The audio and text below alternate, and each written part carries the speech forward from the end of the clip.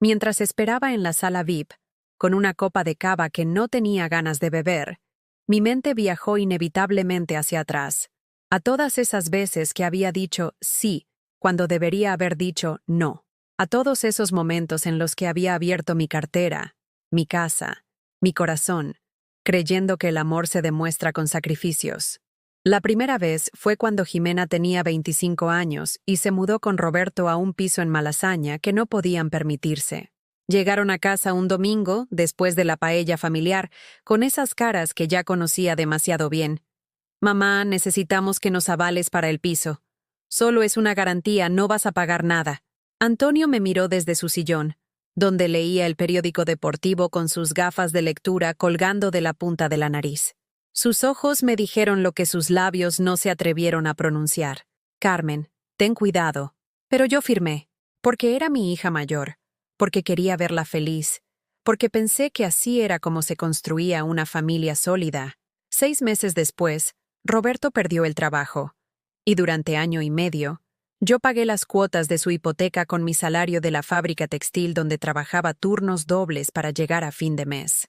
Cada mes, 680 euros que salían de mis ahorros, de mi futuro, de los pequeños placeres que me negaba para que ellos pudieran vivir en su piso de techos altos y ventanas grandes. Nunca me lo agradecieron. Para ellos era simplemente lo que las madres hacían. Elena fue más sutil, pero no menos costosa. Después de su divorcio, apareció en mi puerta un martes lluvioso de octubre con Lucía en brazos y 2 maletas. «Es solo temporal, mamá. Hasta que encuentre algo». Se quedó 2 años. 2 años en los que mi rutina cambió completamente. Yo trabajaba de 6 de la mañana a 2 de la tarde en la fábrica.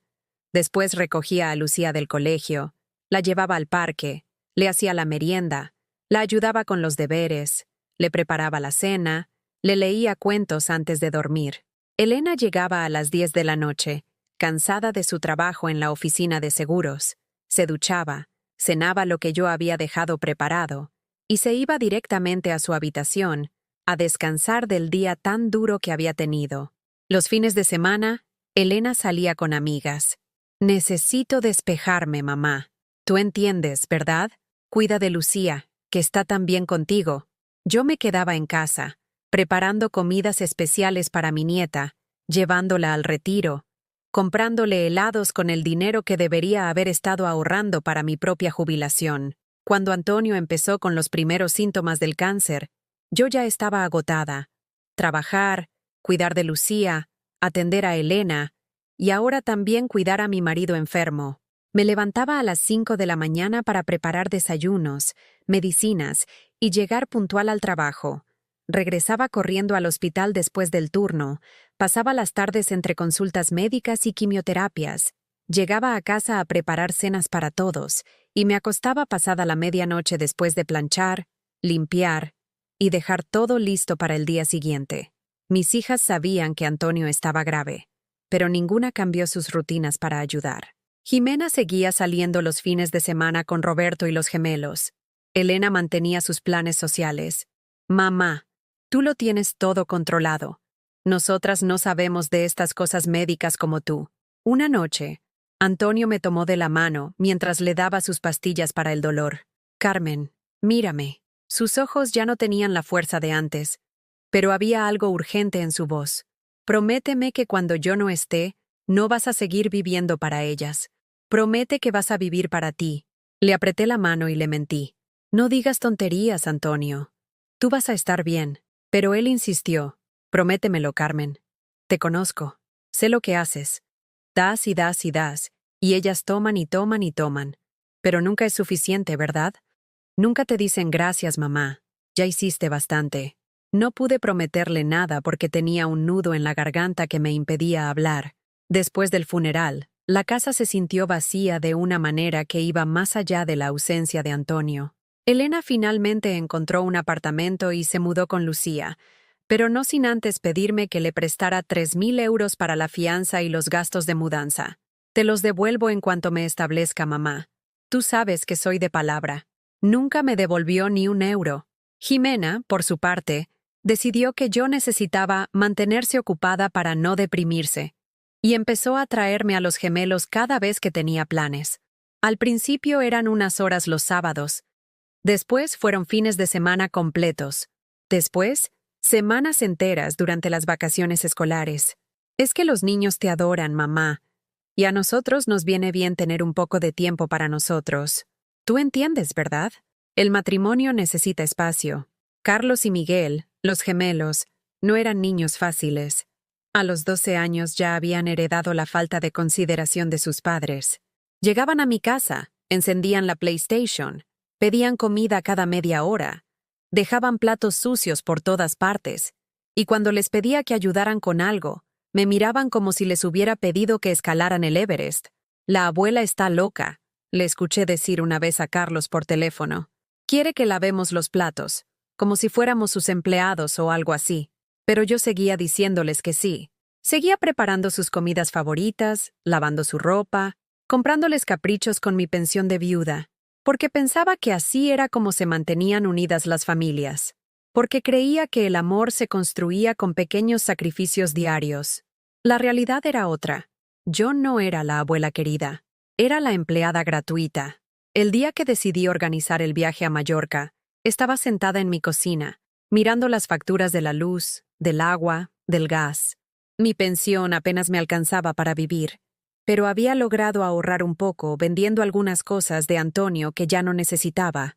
Pensé en él, en su último deseo de que yo viviera para mí, y por un momento, solo por un momento, imaginé un viaje para mí sola, un hotel pequeño frente al mar, libros para leer en la playa, vino tinto en la cena, conversaciones con desconocidos que no me vieran como una fuente inagotable de favores. Pero después pensé en Lucía, en su carita cuando me enseñaba sus dibujos del colegio. Pensé en los gemelos, que a pesar de todo eran mis nietos. Pensé en mis hijas, que tal vez solo necesitaban una oportunidad para recordar que me querían. Un viaje familiar, me dije. Algo hermoso para todos. Un recuerdo bonito que nos una. ¡Qué ingenua fui! Llamé a Jimena esa misma tarde. Hija, ¿qué te parecería si organizáramos unas vacaciones familiares? Tengo algunos ahorros y creo que nos haría bien a todos estar juntos en un lugar bonito. Su entusiasmo fue inmediato. Mamá, qué idea tan buena. Los niños lo van a adorar. Y Roberto y yo necesitamos unas vacaciones desesperadamente. ¿A dónde estabas pensando? Hablamos de opciones. Mallorca ganó por unanimidad. Yo me ofrecía pagar todos los gastos. Ellas se encargarían de organizar los detalles. Durante semanas, las escuché planificar por teléfono. Restaurantes que querían probar, excursiones que harían con los niños, spas donde Elena podría relajarse. Yo escuchaba desde la cocina mientras preparaba meriendas para quien llegara de visita, sintiéndome útil y querida. Nunca me preguntaron qué quería hacer yo. Nunca me incluyeron en sus conversaciones sobre los planes. Nunca me enviaron los mensajes del grupo de WhatsApp que habían creado para coordinar el viaje, pero yo seguía pagando. Transferencia tras transferencia, hasta que mi cuenta de ahorros quedó prácticamente vacía. La noche antes del viaje, cuando las escuché hablar sobre lo mejor que sería sin ella arrastrando los pies, finalmente entendí lo que había estado negándome a ver durante años. Para ellas, yo nunca había sido Carmen, la mujer que había trabajado 40 años para darles una vida mejor. Nunca había sido Carmen, la viuda que seguía luchando por mantener unida a su familia. Yo era simplemente la que paga. Mientras esperaba en la sala VIP, con una copa de cava que no tenía ganas de beber, mi mente viajó inevitablemente hacia atrás, a todas esas veces que había dicho sí cuando debería haber dicho no, a todos esos momentos en los que había abierto mi cartera, mi casa, mi corazón, creyendo que el amor se demuestra con sacrificios. La primera vez fue cuando Jimena tenía 25 años y se mudó con Roberto a un piso en Malasaña que no podían permitirse. Llegaron a casa un domingo, después de la paella familiar, con esas caras que ya conocía demasiado bien. Mamá, necesitamos que nos avales para el piso. Solo es una garantía, no vas a pagar nada. Antonio me miró desde su sillón, donde leía el periódico deportivo con sus gafas de lectura colgando de la punta de la nariz. Sus ojos me dijeron lo que sus labios no se atrevieron a pronunciar. Carmen, ten cuidado. Pero yo firmé, porque era mi hija mayor, porque quería verla feliz, porque pensé que así era como se construía una familia sólida. 6 meses después, Roberto perdió el trabajo, y durante año y medio, yo pagué las cuotas de su hipoteca con mi salario de la fábrica textil donde trabajaba turnos dobles para llegar a fin de mes. Cada mes, 680 euros que salían de mis ahorros, de mi futuro, de los pequeños placeres que me negaba para que ellos pudieran vivir en su piso de techos altos y ventanas grandes. Nunca me lo agradecieron. Para ellos era simplemente lo que las madres hacían. Elena fue más sutil, pero no menos costosa. Después de su divorcio, apareció en mi puerta un martes lluvioso de octubre con Lucía en brazos y 2 maletas. Es solo temporal, mamá. Hasta que encuentre algo. Se quedó 2 años. 2 años en los que mi rutina cambió completamente. Yo trabajaba de 6 de la mañana a 2 de la tarde en la fábrica. Después recogía a Lucía del colegio, la llevaba al parque, le hacía la merienda, la ayudaba con los deberes, le preparaba la cena, le leía cuentos antes de dormir. Elena llegaba a las 10 de la noche, cansada de su trabajo en la oficina de seguros. Se duchaba, cenaba lo que yo había dejado preparado, y se iba directamente a su habitación, a descansar del día tan duro que había tenido. Los fines de semana, Elena salía con amigas. Necesito despejarme, mamá. Tú entiendes, ¿verdad? Cuida de Lucía, que está tan bien contigo. Yo me quedaba en casa, preparando comidas especiales para mi nieta, llevándola al retiro, comprándole helados con el dinero que debería haber estado ahorrando para mi propia jubilación. Cuando Antonio empezó con los primeros síntomas del cáncer, yo ya estaba agotada. Trabajar, cuidar de Lucía, atender a Elena, y ahora también cuidar a mi marido enfermo. Me levantaba a las 5 de la mañana para preparar desayunos, medicinas y llegar puntual al trabajo. Regresaba corriendo al hospital después del turno, pasaba las tardes entre consultas médicas y quimioterapias, llegaba a casa a preparar cenas para todos y me acostaba pasada la medianoche después de planchar, limpiar y dejar todo listo para el día siguiente. Mis hijas sabían que Antonio estaba grave, pero ninguna cambió sus rutinas para ayudar. Jimena seguía saliendo los fines de semana con Roberto y los gemelos. Elena mantenía sus planes sociales. Mamá, tú lo tienes todo controlado. Nosotras no sabemos de estas cosas médicas como tú. Una noche, Antonio me tomó de la mano mientras le daba sus pastillas para el dolor. Carmen, mírame. Sus ojos ya no tenían la fuerza de antes, pero había algo urgente en su voz. Prométeme que cuando yo no esté, no vas a seguir viviendo para ellas.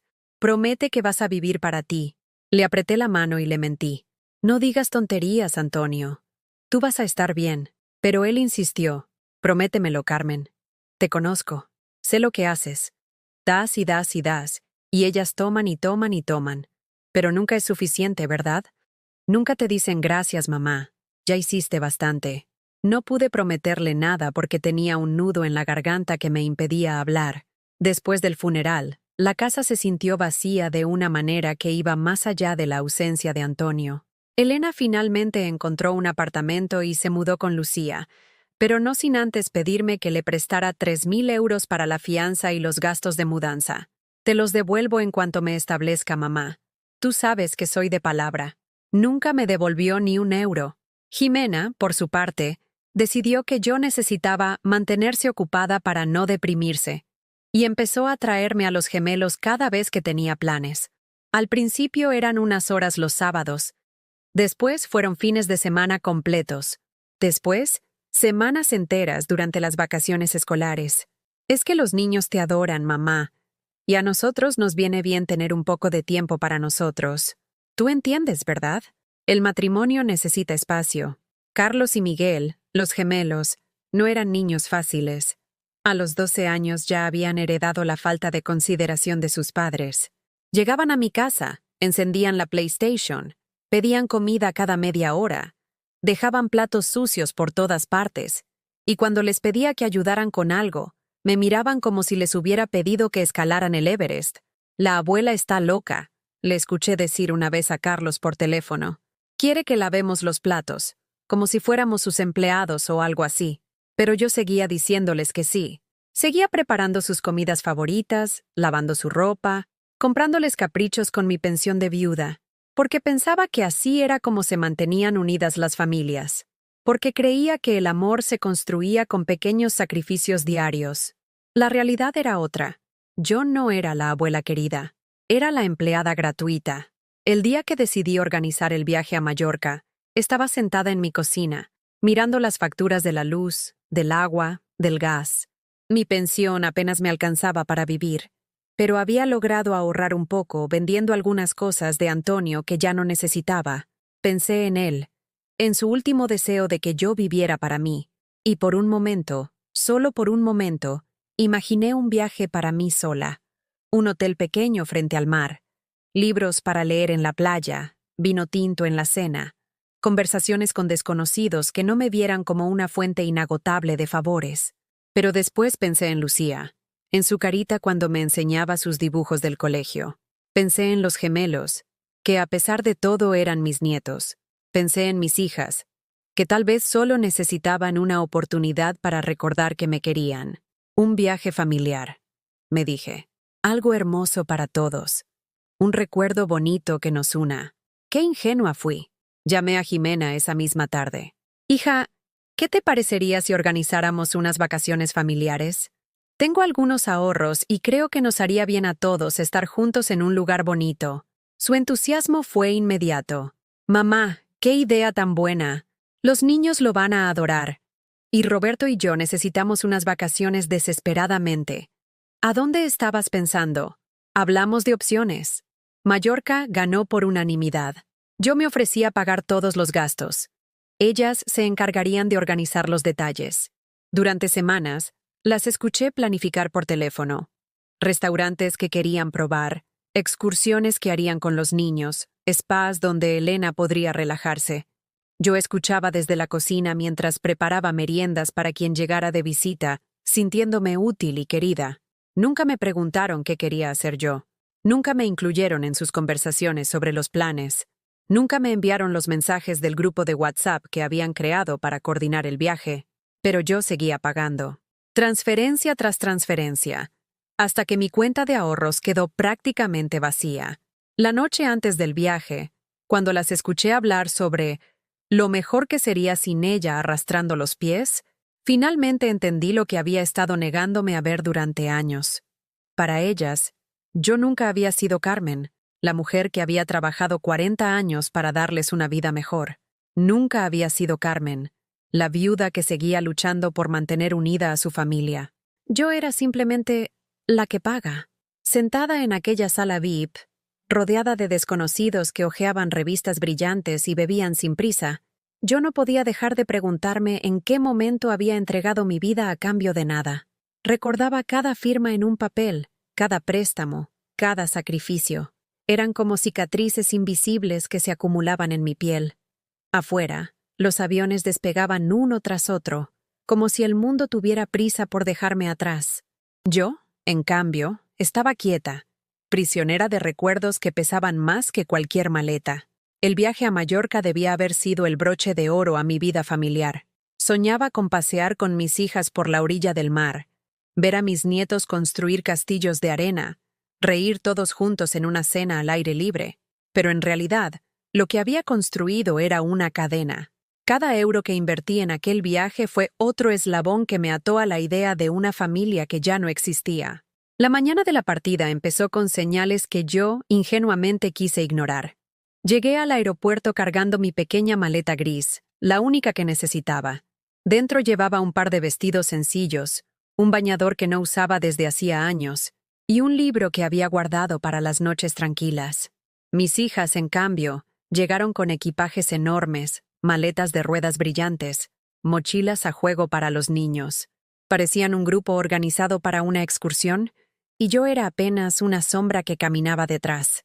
«Apúrate, mamá, que vamos tarde», dijo Jimena, mirando su reloj como si el tiempo fuera exclusivamente suyo. Intenté sonreír, pero mis pasos eran más lentos. No porque no pudiera caminar deprisa, sino porque había empezado a notar ese nudo en el estómago que aparece cuando sabes que algo no está bien. En el mostrador, mientras entregábamos los documentos, La empleada de la aerolínea me pidió mi pasaporte. Busqué en mi bolso, en mis bolsillos, en mi maleta. No estaba. Debe estar aquí. Lo revisé anoche. Murmuré, cada vez más nerviosa. Elena rodó los ojos y susurró algo a Jimena, creyendo que yo no escuchaba. Pero escuché. Te dije que era mejor que viniera sin ella. Ahora perderemos tiempo. Me temblaron las manos. Pedí un minuto y abrí todo mi equipaje allí mismo, frente a la fila de pasajeros que me miraban con impaciencia. Nada. Mi pasaporte había desaparecido. Elena entonces me miró directamente y con una voz seca soltó: «Mamá, si no tienes los documentos no puedes viajar. Es sentido común. Nosotras no podemos perder el vuelo. Ya te dije que lo organizaras todo con tiempo». Quise protestar. Recordarles que había pagado hasta el último céntimo de ese viaje, que había confiado en ellas, que lo único que deseaba era compartir unos días en familia. Pero mis labios no se movieron. Sentí que la sangre se me iba del rostro. La empleada de la aerolínea me ofreció una solución: cambiar mi billete para el día siguiente, siempre que consiguiera reponer el pasaporte de urgencia. Puede ir a la comisaría del aeropuerto. Si tiene la documentación, se lo solucionan en unas horas. Busqué a mis hijas con la mirada, esperando un gesto de solidaridad, un «te acompañamos, mamá». Pero Jimena ya estaba ocupada colocando las maletas en la cinta, y Elena daba indicaciones a Lucía y a los gemelos. Nadie se acercó. Nadie me ofreció ayuda. «Nos vemos allá, mamá», fue lo único que dijo Jimena, dándome un beso rápido en la mejilla como quien despide a una vecina. Y se fueron. Me quedé allí, de pie, sosteniendo la pequeña maleta gris, observando cómo el resto de mi familia atravesaba el control de seguridad sin volver la cabeza, como si yo no existiera. Las lágrimas querían salir, pero me las tragué. No iba a darles el gusto de verme derrumbada. Caminé hacia un banco y me senté, con el pasaporte desaparecido y el corazón roto. Saqué mi cartera y recordé las transferencias, los recibos de las reservas, los correos electrónicos que confirmaban que todo había sido pagado con mi nombre. Yo era la patrocinadora invisible de un viaje del cual estaba excluida. Pasé horas en el aeropuerto, entre oficinas y ventanillas, explicando mi situación. Al final, logré un pasaporte provisional. Era tarde. Demasiado tarde para tomar el mismo vuelo que ellas. Regresé a la sala VIP, agotada, con una copa de cava que no quería, y la certeza de que algo dentro de mí había muerto ese día. No era solo la humillación de quedar atrás. Era comprender que para mis hijas yo no era madre, ni apoyo, ni compañera. Era un cajero automático, un estorbo que sobraba. Y mientras escuchaba el eco de mi propia respiración en aquel salón silencioso, sentí que el alma me gritaba algo que había ignorado durante décadas. Basta. El silencio del aeropuerto se convirtió en mi único compañero. Cuando finalmente salí de la sala VIP con el pasaporte provisional en el bolso, eran casi las 8 de la noche. Las pantallas anunciaban vuelos a París, Roma, Lisboa, pero ninguno a Mallorca hasta el día siguiente. Caminé por los pasillos iluminados con luces frías, observando familias que reían juntas, parejas que discutían por el equipaje, niños que corrían arrastrando mochilas de colores. Yo me sentía una sombra, un fantasma desplazado de un mundo al que había pertenecido alguna vez. Pensé en volver a casa, tomar un taxi, cerrar la puerta de mi piso y dejar que el silencio me envolviera. Pero algo me detuvo.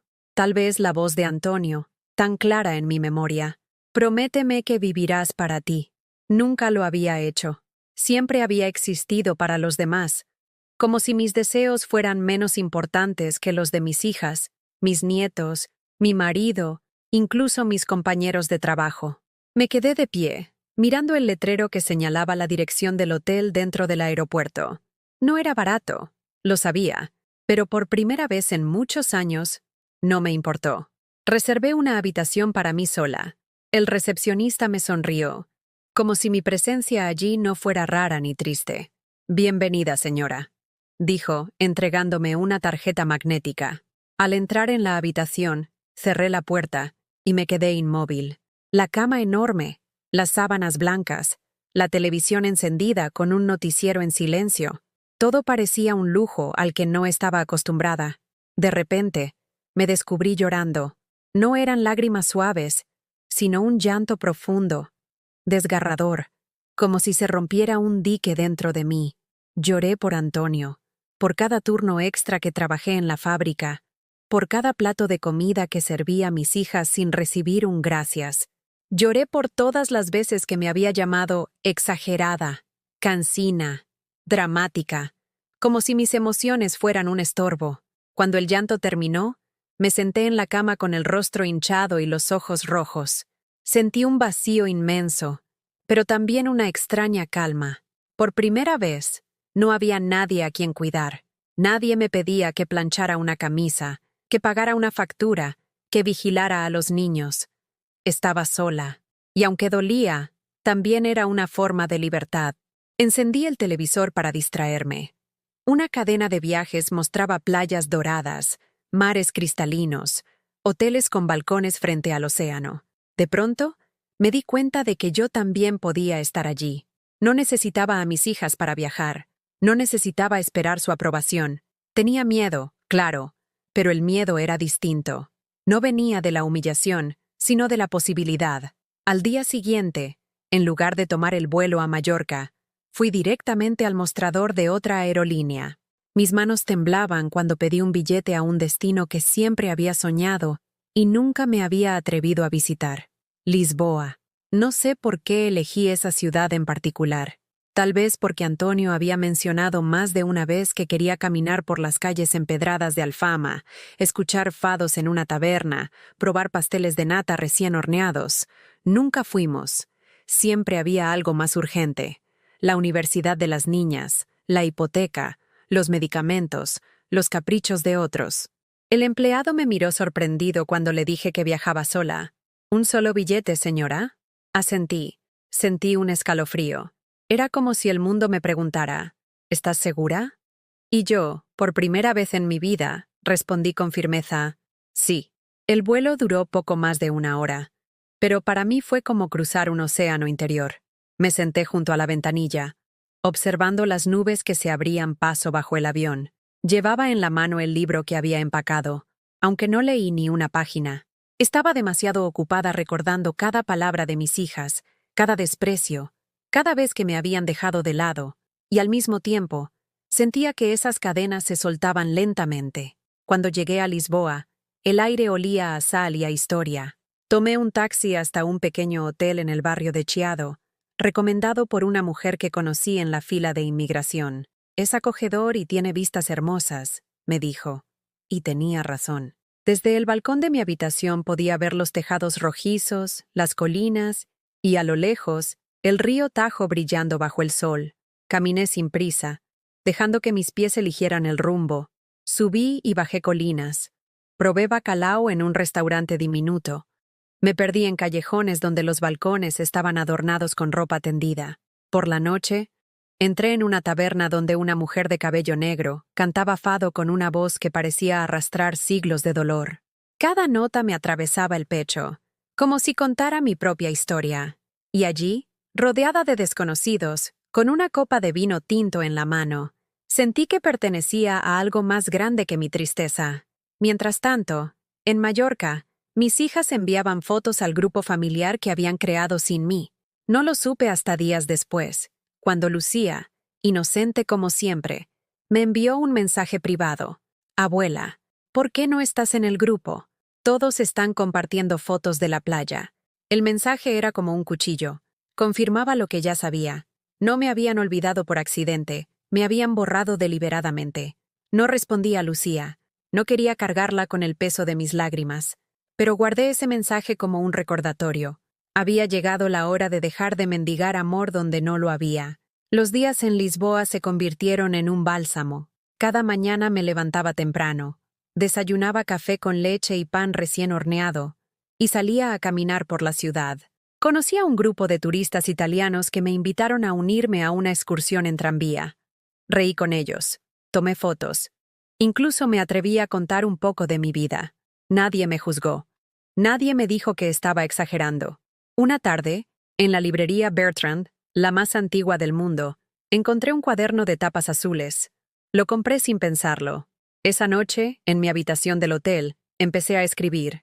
No eran cartas para mis hijas, ni para Antonio, ni siquiera para mí misma. Eran confesiones, desahogos, memorias que llevaba demasiado tiempo guardando. Escribí sobre los turnos en la fábrica, sobre la primera vez que sostuve a Jimena en brazos, sobre el miedo de quedarme sola. Escribí hasta que me dolió la mano, hasta que las lágrimas cayeron sobre el papel. Cada palabra que plasmaba en aquel cuaderno era un ladrillo que quitaba de la muralla que había construido alrededor de mi corazón. Era como si Lisboa me ofreciera un espejo, y en ese reflejo veía por primera vez a Carmen. No la madre, no la abuela, no la viuda. Solo a Carmen, la mujer que aún tenía ganas de vivir. Una noche recibí una llamada de Jimena. Contesté con el corazón acelerado, esperando una disculpa, un gesto de remordimiento, pero su voz fue fría. Mamá, solo te llamo para decirte que los gastos del hotel en Mallorca fueron más altos de lo previsto. Necesitamos que hagas otra transferencia, ¿puedes? Me quedé en silencio. Ella insistió. Mamá, ¿me escuchas? Es urgente. Y entonces, algo dentro de mí cambió para siempre. No, Jimena. Esta vez, no. La línea quedó muda. Pude imaginar su cara de sorpresa, la indignación que sentiría. Yo misma estaba sorprendida de mi respuesta. Nunca antes me había atrevido a decir esa palabra. Pero la dije, y me sentí más ligera que nunca. Colgué el teléfono sin dar explicaciones. Caminé hasta el balcón, respiré el aire fresco de Lisboa y me prometí algo. Nunca más volvería a ser la que paga. La mañana siguiente a esa llamada con Jimena, desperté con una sensación extraña, como si hubiera atravesado un umbral invisible. Abrí los ojos y el sol se colaba por las cortinas ligeras de la habitación del hotel. No sentí la urgencia de levantarme corriendo para atender a alguien, ni la obligación de preparar desayunos para otros. Solo estaba yo, y mi único deber era decidir qué quería hacer con mi día. Me quedé un rato mirando el techo, recordando cómo era mi rutina en casa. Levantarme antes de que saliera el sol, preparar café, revisar si había leche suficiente para los nietos, pensar en el menú de la semana, en las facturas por pagar, en las citas médicas. Era un ciclo sin fin, y ni siquiera me preguntaba si yo lo quería. Lo hacía porque así debía ser. Pero allí, en Lisboa, no había nadie esperando nada de mí. Ese vacío, que antes me habría asustado, empezó a llenarme de una paz desconocida. Decidí salir a caminar sin rumbo fijo. Mis pasos me llevaron hasta el Miradouro da Señora do Monte. Desde allí se veía toda la ciudad extendida como un mosaico de colores. Los tejados rojos, el río al fondo, el cielo despejado. Me apoyé en la barandilla y respiré profundamente. Sentí que por fin podía ver mi vida desde arriba, con distancia. ¿Cuántos años había pasado mirando el suelo, ocupada en sobrevivir, sin atreverme a levantar la vista? Un hombre mayor se acercó a mi lado. Tenía un sombrero de paja y una cámara colgando del cuello. «Hermosa vista, ¿verdad?», me dijo en un castellano con acento portugués. Asentí. No hablamos mucho, pero su simple comentario me recordó que el mundo no era solo dolor ni soledad. Había belleza, y había personas capaces de compartirla sin pedir nada a cambio. A media mañana encontré un café pequeño en una esquina. Pedí un pastel de nata y un café fuerte. Mientras comía, escuché la conversación de dos mujeres jóvenes en la mesa de al lado.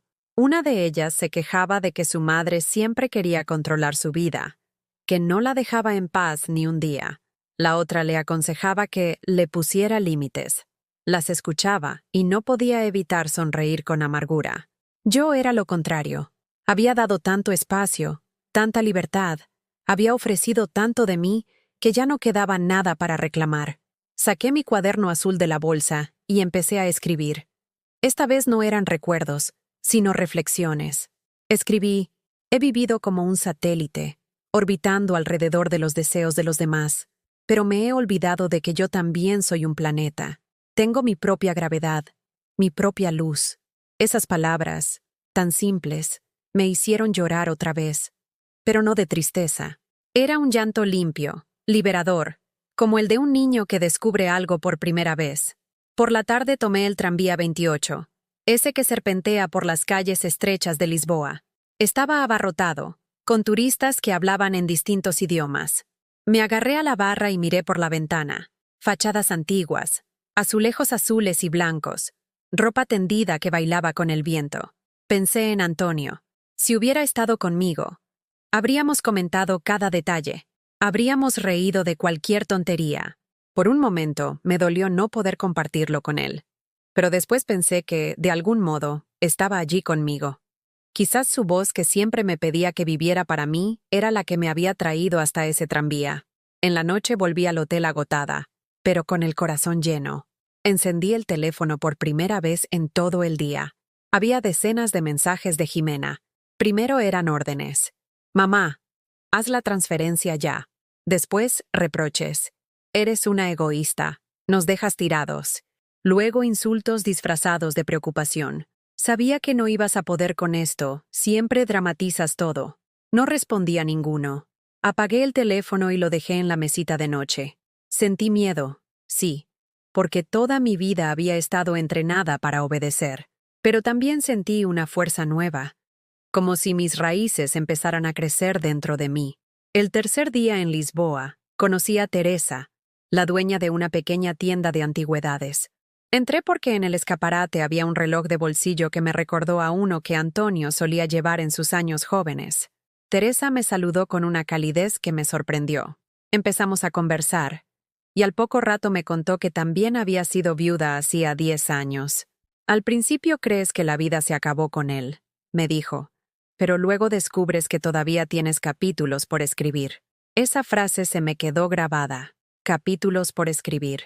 Yo siempre había creído que mi historia estaba cerrada, que lo único que me quedaba era esperar que mis hijas me necesitaran. Pero quizá Teresa tenía razón. Quizá aún había páginas en blanco esperando mi pluma. Pasé varias horas en su tienda, mirando objetos viejos que parecían contener historias secretas.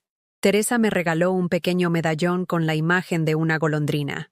Para que recuerdes que siempre puedes volar lejos de lo que te ata, dijo. Lo colgué en mi cuello y lo sentí como un escudo. Esa noche, mientras cenaba sola en un restaurante frente al río, decidí que no volvería inmediatamente a casa. Tenía una pensión modesta, es cierto, pero todavía quedaba algo de dinero en mi cuenta. No mucho, pero lo suficiente para permitirme algunos días más de libertad. Pensé en mis hijas, en lo furiosas que estarían al no recibir el dinero que me exigían. Pensé en los reproches que vendrían después, en las puertas que quizás se cerrarían para siempre, pero por primera vez no tuve miedo de esa posibilidad. ¿Qué era peor? ¿Perder su aprobación, que nunca fue real? ¿O perderme a mí misma? Me levanté temprano al día siguiente y tomé un tren hacia Sintra. El paisaje verde, los palacios de colores, los jardines inmensos. Era como entrar en un cuento. Caminé horas enteras, subí escaleras interminables, me perdí entre bosques. Y mientras mis piernas se cansaban, mi espíritu se fortalecía. Sentí que cada paso era un acto de rebeldía contra décadas de sometimiento. Por la tarde me senté en un banco frente al Palacio da Pena. Saqué mi cuaderno y escribí otra frase. No soy la que paga. No soy la que sirve. Soy Carmen. Y Carmen todavía respira. Ese día, al regresar a Lisboa, recibí un mensaje inesperado de Elena. Era mucho más corto que los de Jimena. Mamá, ¿estás bien? Lucía pregunta por ti. Me quedé mirándolo largo rato. Por un lado, me enterneció que mi nieta pensara en mí. Por otro, me dolió comprobar que incluso en ese mensaje, Elena no me preguntaba desde el amor, sino porque alguien más lo había hecho. No respondí inmediatamente. Solo acaricié el medallón de la golondrina y cerré los ojos. Comprendí que estaba empezando un viaje que no tenía nada que ver con Lisboa ni con Mallorca. Era un viaje hacia adentro, hacia esa parte de mí que había estado dormida durante demasiado tiempo. Y aunque me aterraba lo desconocido, también me emocionaba, porque por primera vez en décadas, yo era la protagonista de mi propia vida. El día en que decidí apagar definitivamente el teléfono fue como liberarme de un grillete invisible. Había pasado la mañana paseando por las callejuelas de Alfama, escuchando a un joven tocar guitarra portuguesa en una esquina, y de pronto me di cuenta de que mi mano buscaba compulsivamente el móvil en el bolso. No para llamar a nadie, sino para revisar si había nuevos reproches, nuevas exigencias, nuevas cadenas disfrazadas de mensajes familiares. Sentí un escalofrío. Mi vida entera había estado pendiente de esos sonidos, de esas notificaciones que siempre significaban que alguien necesitaba algo de mí. Me senté en un banco frente a una pared cubierta de azulejos azules y blancos. Saqué el teléfono, lo observé durante unos segundos y, con un gesto firme, lo apagué. No lo puse en silencio, no lo guardé en un cajón, lo apagué por completo. El silencio que siguió fue tan absoluto que casi me dolió en los oídos. Pero era un silencio distinto, limpio. Un silencio que me pertenecía. Aquel día me dediqué a caminar sin mapas. Me dejé llevar por las escaleras empinadas, por el olor del pescado recién asado que salía de los restaurantes, por las voces que cantaban desde balcones estrechos. En un callejón encontré a un grupo de mujeres mayores jugando a las cartas en una mesa improvisada. Me acerqué tímidamente, y una de ellas me invitó a sentarme. No compartíamos el idioma, pero no hacía falta. Me ofrecieron un vaso de vino barato, y reímos con gestos, con miradas, con la universalidad del juego. Mientras barajaban las cartas, pensé en mis hijas. Ellas, con todo el acceso a comodidades, con toda la juventud a su favor, jamás se hubieran detenido a ofrecerme un gesto así. Se habían acostumbrado a verme como un recurso, no como una persona. Aquellas mujeres portuguesas, en cambio, sin conocerme, me habían tratado como a una igual. Me sentí vista, reconocida, y comprendí que el cariño verdadero no se mide por la sangre, sino por la humanidad que uno recibe. Por la noche regresé al hotel ligera, como si hubiera dejado un peso atrás. Abrí el cuaderno azul y escribí: no se trata de viajar lejos. Se trata de viajar dentro. Hoy descubrí que todavía soy capaz de reír con desconocidos. Cerré el cuaderno y me dormí con una sonrisa que hacía años no aparecía en mi rostro. Los días siguientes empecé a establecer pequeñas rutinas que eran solo mías. Desayunaba despacio, sin prisas. Caminaba hasta una librería distinta cada día y hojeaba libros aunque no los comprara. Me regalaba almuerzos sencillos en restaurantes donde nadie me conocía. Y cada tarde volvía al mirador para contemplar el atardecer sobre el río. Esa constancia me dio una seguridad que había perdido, la seguridad de decidir por mí misma. Una tarde, al volver al hotel, la recepcionista me dijo que había recibido varias llamadas a mi nombre. ¿Quiere que las pase a su habitación?, preguntó. Yo negué con la cabeza. No, gracias, estoy bien. Ella sonrió con discreción, como si hubiera entendido más de lo que decía mi respuesta. Sin embargo, la curiosidad me venció y encendí el teléfono por un instante. Los mensajes de Jimena eran cada vez más agresivos. Nos arruinaste las vacaciones. Los niños preguntan por qué eres tan egoísta. Papá estaría avergonzado de ti. Sentí un nudo en la garganta, pero lo enfrenté. No, Antonio no estaría avergonzado. Él me había pedido exactamente lo contrario, que viviera para mí. Y ese recuerdo se volvió una armadura. Había también mensajes de Elena, más ambiguos. Mamá, ¿dónde estás? Lucía te echa de menos. No entiendo por qué haces esto. En otro tiempo, esas palabras me habrían hecho correr de vuelta, disculparme aunque no tuviera culpa, intentar enmendar un error que no era mío. Esta vez solo pensé, que me echen de menos no significa que me quieran bien. Apagué el teléfono otra vez y lo guardé. Decidí que ya no permitiría que la culpa dictara mis pasos. Al día siguiente tomé un barco turístico que recorría el Tajo. El viento fresco golpeaba mi rostro, y por primera vez en años cerré los ojos y me dejé llevar por la sensación de estar simplemente viva. No necesitaba hacer nada más. No necesitaba justificarme. A mi lado, una pareja de ancianos tomaba fotos y se abrazaba con ternura. Me preguntaron si viajaba sola. Cuando les dije que sí, me miraron con admiración. ¡Qué valiente!, dijo la mujer. Esa palabra, valiente, me acompañó todo el día. Nunca me había considerado así. Me veía como una mujer cansada, usada, invisible, pero quizás ser valiente no era escalar montañas ni correr maratones. Quizás ser valiente era atreverse a decir no, después de toda una vida diciendo sí. Quizás ser valiente era comprarse un billete a Lisboa con el dinero que una vez hubiera entregado a otros sin pensarlo. Aquella noche me permití un lujo. Cené en un restaurante elegante frente al río. Pagué con mi tarjeta, sin miedo a gastar en mí. Comí despacio, saboreando cada bocado, recordando todas las veces que había preparado cenas que nunca disfruté porque estaba demasiado ocupada sirviendo a los demás. Al terminar, pedí un postre aunque no lo necesitara, solo porque quería. Me miré al espejo del baño del restaurante y descubrí que mi rostro tenía un brillo distinto, como si poco a poco estuviera volviendo a ser la mujer que había olvidado. Más tarde, mientras regresaba caminando al hotel, pasé frente a una plaza donde un grupo de jóvenes tocaba música en vivo. La gente aplaudía, bailaba, se abrazaba. Sentí ganas de detenerme, pero algo dentro de mí dudaba. Siempre había sido la espectadora, nunca la participante. Y entonces recordé la golondrina que llevaba en el cuello.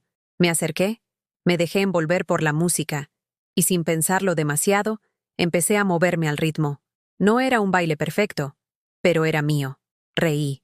Sí, reí sola, en medio de una plaza de Lisboa, como si tuviera 20 años otra vez. Cuando me fui, llevaba el corazón latiendo con fuerza. En el cuaderno azul escribí: hoy bailé, hoy no pedí permiso para existir. El viaje seguía transformándome de maneras que no había imaginado. No era solo una escapada, era un renacimiento.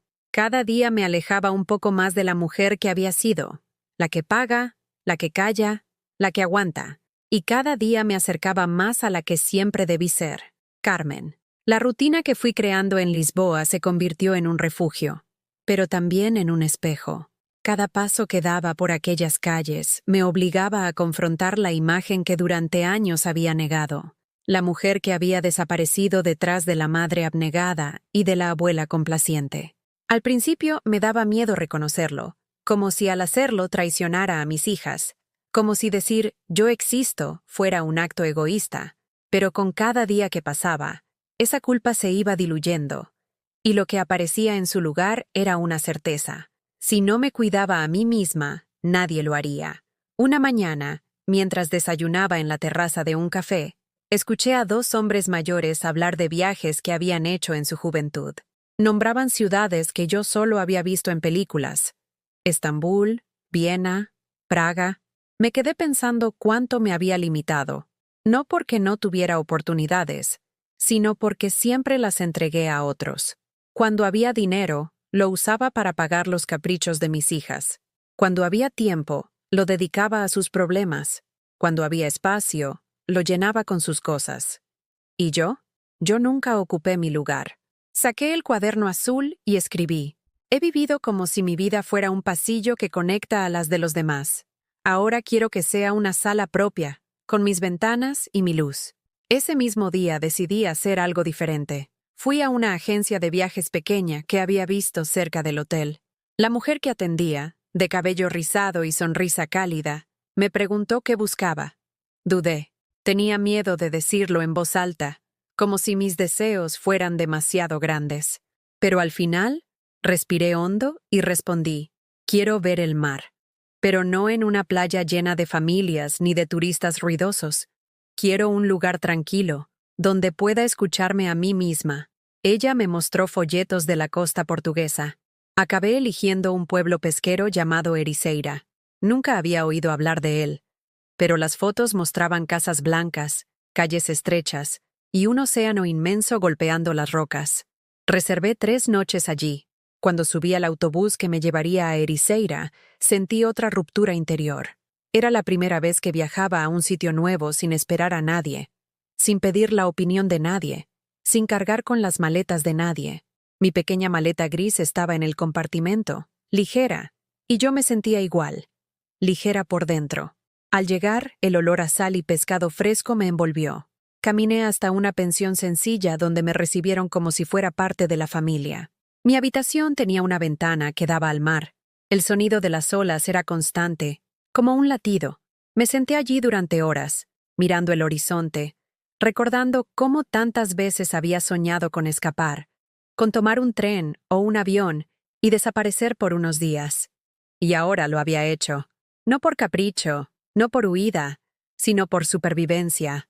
Esa primera noche salí a caminar por el malecón. El viento era fuerte, pero en lugar de incomodarme, me dio una sensación de limpieza, como si arrancara capas de cansancio acumulado en mi piel. En una esquina, un grupo de pescadores charlaba mientras arreglaban redes. Uno de ellos me saludó y me preguntó de dónde venía. Le dije, de Madrid, y él asintió con respeto, como si venir de lejos tuviera mérito. Me ofrecieron un trozo de pan con sardinas asadas y me reí de mi propia timidez al aceptarlo. No era una turista más. Era una mujer compartiendo un momento humano con desconocidos que no esperaban nada a cambio. Pasé 3 días en Ericeira caminando por la playa, escribiendo en el cuaderno y mirando el mar. Escribí sobre mis miedos, sobre la rabia que todavía me quemaba por dentro, sobre la tristeza de haber sido tratada como un estorbo. Pero también escribí sobre la libertad que sentía, sobre la fuerza que estaba descubriendo, sobre la posibilidad de empezar de nuevo. El último día, mientras desayunaba en la pensión, vi a una pareja joven discutir. Ella decía que estaba cansada de que él nunca escuchara sus necesidades. Él respondía con indiferencia, mirando el teléfono. Me vi reflejada en esa mujer, y quise acercarme para decirle: no esperes a tener mi edad para aprender a ponerte en primer lugar. Pero no lo hice. No porque no lo sintiera, sino porque entendí que cada persona tiene su propio camino. Yo ya había encontrado el mío, aunque me hubiera costado más de medio siglo. Cuando regresé a Lisboa, me encontré con una carta bajo la puerta del hotel. Era de Teresa, la mujer de la tienda de antigüedades. Me invitaba a tomar un café antes de que me marchara de la ciudad. Acepté. Nos sentamos en una cafetería cerca de su tienda, y ella me escuchó como si nos conociéramos de toda la vida. Le conté un poco de lo que estaba viviendo, y ella me tomó la mano con ternura. Lo más difícil no es dejar atrás a quienes no te valoran. Lo más difícil es dejar atrás a la versión de ti misma que permitió tanto dolor. Pero cuando lo logras, ya no hay vuelta atrás. Sus palabras me atravesaron como un cuchillo, porque eran verdad. Durante años no habían sido solo mis hijas las que abusaban de mí. Yo había permitido, con mi silencio y mi entrega, que eso ocurriera. Reconocerlo dolía, pero también me daba poder. Si yo había colaborado en mi propia prisión, también podía construir mi libertad.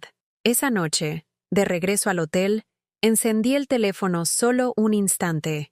Había mensajes nuevos de mis hijas. Jimena me acusaba de arruinarle la vida, de ser la causa de sus problemas. Elena me pedía que volviera, al menos por Lucía. Leí cada palabra sin llorar, sin temblar, y luego borré todos los mensajes. No respondí. Guardé el teléfono en el cajón y cerré con llave. Me acosté mirando el techo y pensé en Antonio. Recordé cómo su voz, en sus últimos días, me había pedido que viviera para mí. Prométemelo, había dicho. Y aunque entonces no fui capaz de prometer nada, ahora entendía que estaba cumpliendo su deseo, no como un favor a él, sino como un acto de amor hacia mí misma. A la mañana siguiente, empaqué mi maleta con calma. No sabía a dónde iría después, si volvería a Madrid o si seguiría viajando. Pero por primera vez en mi vida, esa incertidumbre no me asustaba. Al contrario, me daba vida. Sentía que cada día podía ser una puerta nueva, y yo tenía la llave. Antes de salir del hotel, abrí el cuaderno azul y escribí: hoy decido ser mi propia compañía. No necesito permiso. No necesito aprobación. Hoy, Carmen se pertenece a sí misma. Cerré el cuaderno, tomé la maleta y salí a la calle. El sol brillaba sobre Lisboa, y el aire olía a pan recién horneado. Caminé sin prisa, con la certeza de que mi historia ya no estaba escrita por otros. La estaba escribiendo yo. Cuando regresé a Madrid después de aquel viaje, lo hice con una sensación que nunca había tenido, la de regresar siendo otra.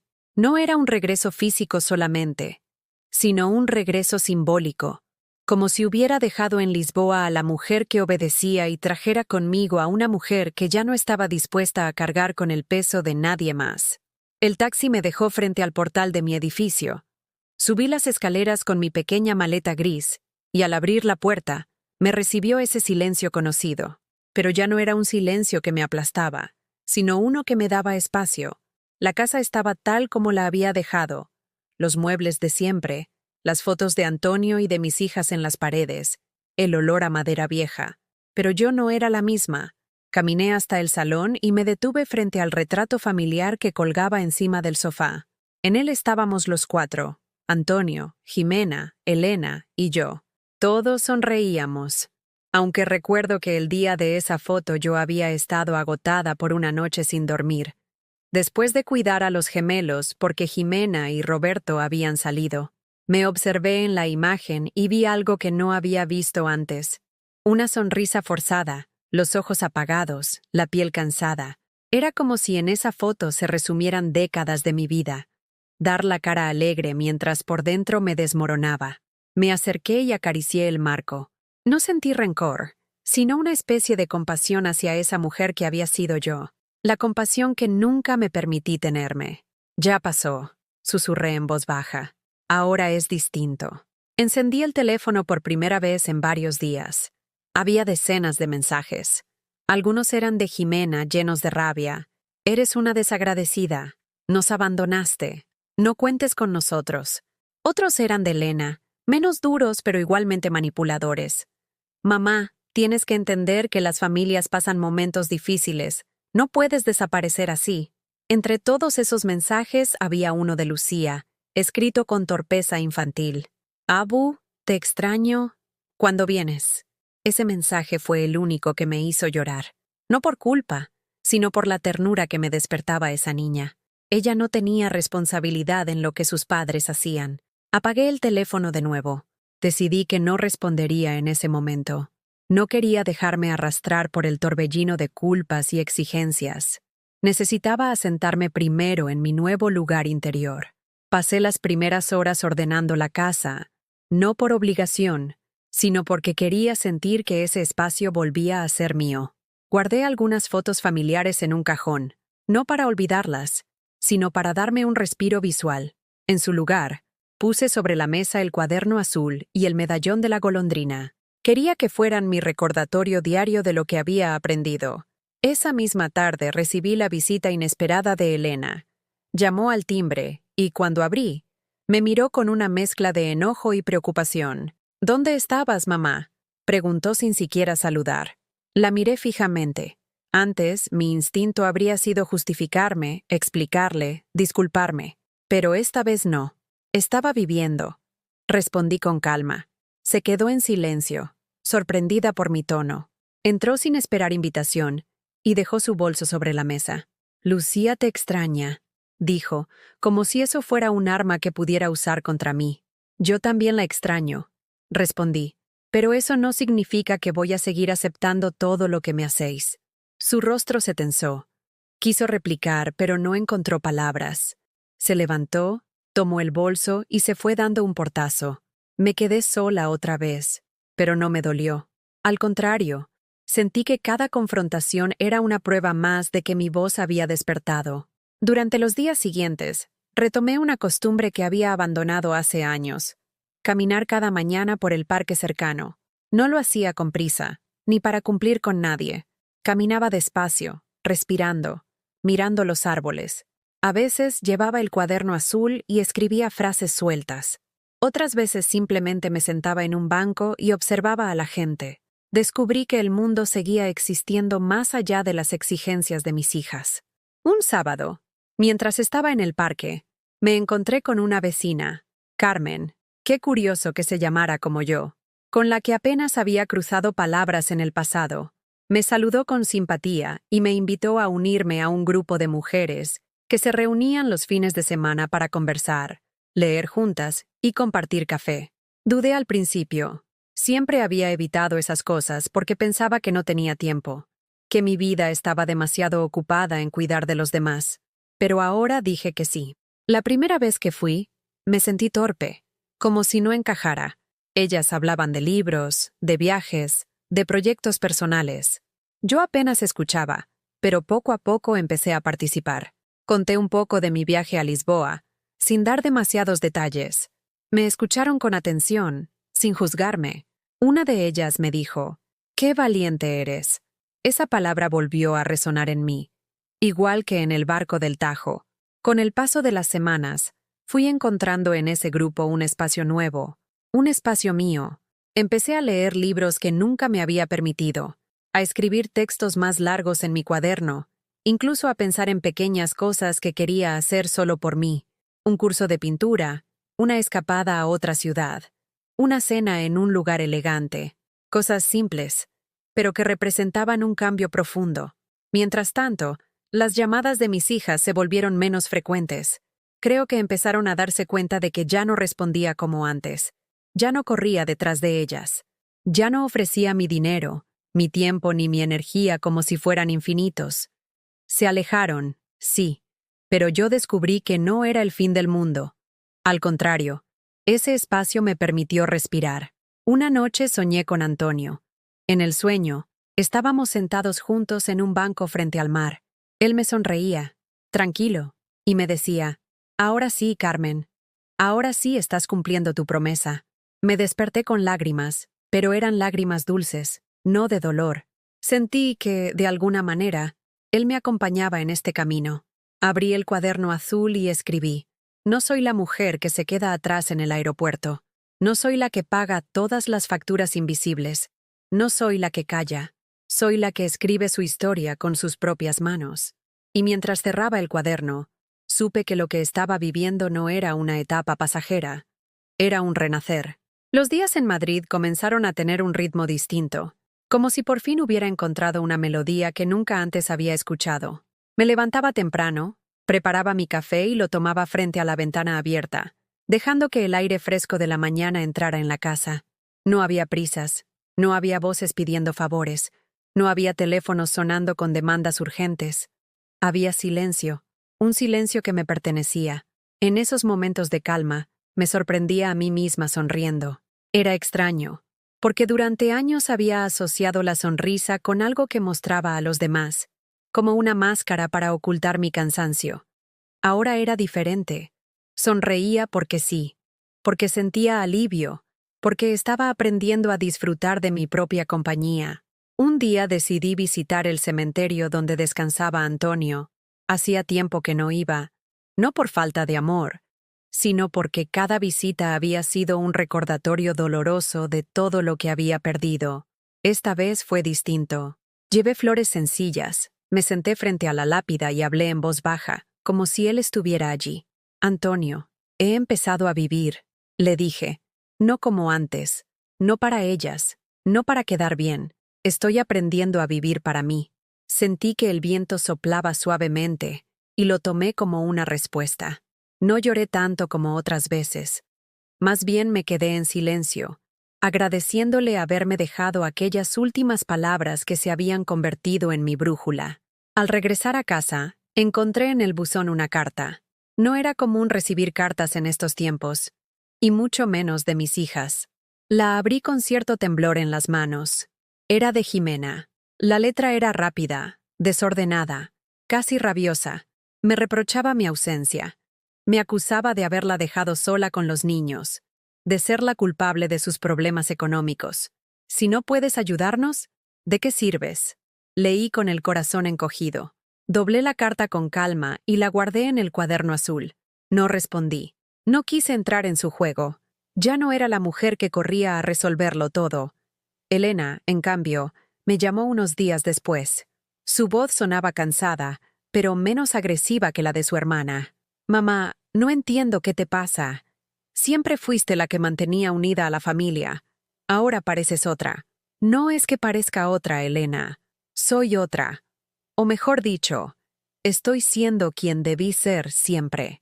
«¿Y qué pasa con nosotros?», preguntó con un tono que mezclaba reproche y súplica. «Pasa que ya no voy a cargar con lo que os corresponde a vosotras. Si me queréis en vuestra vida, será como madre, no como sirvienta ni como cajero automático». Hubo un silencio largo al otro lado de la línea. Al final, Elena suspiró y colgó sin responder. Me quedé con el teléfono en la mano, sintiendo una punzada de dolor, porque claro que las quería, claro que deseaba tener una relación con mis hijas, pero no a cualquier precio, no a costa de mí. Con el paso de las semanas, mi vida se llenó de nuevas pequeñas costumbres. Empecé a asistir al grupo de mujeres que había conocido en el parque. Nos reuníamos cada sábado para leer y conversar. Descubrí libros que nunca hubiera elegido por mi cuenta. Historias que me hacían reflexionar sobre la libertad, el amor propio, el sentido de la vida. En cada encuentro me sentía más viva, más conectada. Una de las mujeres, Clara, me propuso apuntarme a un curso de escritura creativa en el Centro Cultural del barrio. Dudé. ¿Yo? ¿Escribir? Pensé. Pero luego recordé todo lo que había plasmado ya en mi cuaderno azul. Acepté. El primer día del curso, me senté nerviosa en un aula pequeña con otras 10 personas. El profesor, un hombre amable de cabello blanco, nos pidió que escribiéramos sobre un recuerdo de infancia. Al principio no sabía qué poner. Luego vinieron las palabras solas. Escribí sobre las tardes en que mi madre me peinaba en el patio, sobre el olor de las bugambilias, sobre la risa de Antonio cuando nos conocimos de jóvenes. Cuando terminé, me di cuenta de que tenía las manos temblorosas y los ojos húmedos. El profesor leyó en voz alta fragmentos de lo que habíamos escrito, y al llegar al mío, me miró con atención. Usted tiene una voz muy honesta. No la pierda. Esa frase me acompañó como un regalo. Volví a casa con el corazón lleno, convencida de que, aunque había tardado muchos años, todavía podía empezar de nuevo. En paralelo, notaba cómo mis hijas intentaban recuperar el control. Jimena me enviaba mensajes fríos, siempre relacionados con dinero. Elena, a ratos, parecía querer acercarse, pero lo hacía con torpeza, como quien no sabe amar de otra forma que no sea a través de la dependencia. Yo leía sus palabras y las dejaba reposar, sin apresurarme a responder. Había aprendido que no todo merecía una contestación inmediata. Un día, Lucía me llamó directamente desde el teléfono de su madre. Su voz sonaba dulce, inocente. «Abu, ¿por qué ya no vienes? Te extraño mucho». Me mordí los labios para no llorar. «Yo también te extraño, mi niña. Pero a veces los adultos tenemos cosas que resolver. ¿Es porque mamá está enfadada? Es porque estoy aprendiendo a cuidarme, Lucía. Y cuando una se cuida, puede querer de verdad». Ella no entendió del todo, pero me dijo que me quería. Esa llamada fue como un rayo de luz en medio de las nubes. Las cosas empezaban a cambiar también dentro de mí. Me di cuenta de que ya no me sentía culpable por cocinar solo para mí, por comprarme un vestido nuevo con parte de mi pensión, por decir no a las invitaciones de compromiso. Pequeños gestos que para cualquier otra persona podrían ser triviales, pero que para mí eran revoluciones. Una tarde, en el curso de escritura, nos pidieron que imagináramos una carta a nuestro yo del pasado. Tomé el bolígrafo y, sin pensarlo demasiado, escribí: «Querida Carmen, no eres egoísta por querer ser feliz. No eres mala madre por pensar en ti. No eres menos mujer por decir no. Ojalá lo hubieras sabido antes, pero nunca es tarde. Te prometo que de aquí en adelante vivirás con dignidad, no con cadenas». Al terminar, sentí que había cerrado un ciclo. Era como si esa carta me hubiera liberado definitivamente de la mujer que fui. Esa noche, de regreso a casa, abrí el cajón donde guardaba el teléfono apagado. Lo sostuve un momento en las manos y luego lo volví a dejar allí. Ya no era una urgencia. Ya no era un tirano. Era solo un objeto. Y yo ya no era su prisionera. Me miré en el espejo antes de dormir y me reconocí. Reconocí a Carmen, la que aún tenía fuerza en la mirada, la que todavía podía bailar, escribir, reír. Y me prometí algo. Nunca más volvería a desaparecer detrás de nadie. El invierno llegó más rápido de lo que esperaba. Las mañanas se volvieron frías. El aliento salía en pequeñas nubes cuando abría la ventana, y las hojas caídas se amontonaban en la entrada del edificio. Siempre había detestado el invierno porque lo asociaba con encierro, con tristeza, con la soledad de los días cortos. Pero este año fue diferente. Por primera vez lo recibí como un refugio. Había aprendido a disfrutar de estar conmigo misma, y ese recogimiento que imponía el frío se convirtió en una excusa para seguir escribiendo, leyendo y observando. Pasaba horas en mi mesa del salón, con el cuaderno azul abierto y una vela encendida. A veces me sorprendía lo rápido que corría la pluma sobre el papel, como si las palabras hubieran estado esperando años para salir. No escribía para publicar ni para mostrar a nadie. Escribía porque necesitaba escuchar mi propia voz. Las reuniones del grupo de mujeres se hicieron más intensas durante esos meses. Cada una compartía algo personal, y yo empecé a atreverme a contar más de mi historia. No entraba en todos los detalles, pero sí hablaba del cansancio, de la sensación de haber sido invisible en mi propia familia. Ellas no me juzgaban. Una de ellas, Ana, me abrazó después de una sesión y me dijo: «Lo más valioso es que estás aquí, y que estás empezando a verte». Esas palabras se me quedaron grabadas. Mientras tanto, mis hijas siguieron su curso. Jimena dejó de insistir tanto con mensajes, pero de vez en cuando aparecía una llamada cargada de reproches. No las contestaba. Elena, en cambio, empezó a mostrarse más confundida que enojada. Me buscaba, pero no con la cercanía que yo hubiera deseado, sino con esa mezcla de dependencia y desconcierto. Una tarde vino a verme sin avisar. «Mamá», me dijo apenas abrir la puerta, «no te entiendo. Antes estabas siempre. Ahora parece que no te importa nada». «Claro que me importa, Elena.